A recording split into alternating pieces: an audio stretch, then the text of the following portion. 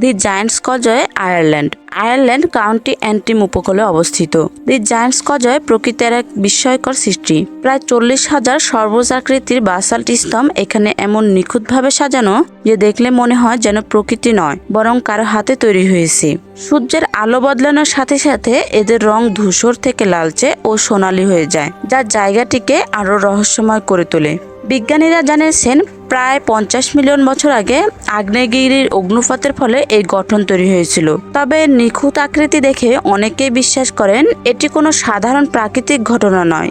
স্থানীয় আইরিশ কিংবদন্তি অনুযায়ী বিশালদেহী দৈত্য ফিন ম্যাককুল এটি তৈরি করেছিলেন স্কটল্যান্ডের দৈত্য বেনান্ডোনালের সঙ্গে লড়াই করার জন্য। কিন্তু বেনান্ডোনালের প্রকৃত আকার দেখে ফিন ভয় পেয়ে গিয়েছিল। তার বুদ্ধিমতী স্ত্রী তাকে একটি শিশুর ছদ্মবেশে লুকিয়ে রাখেন।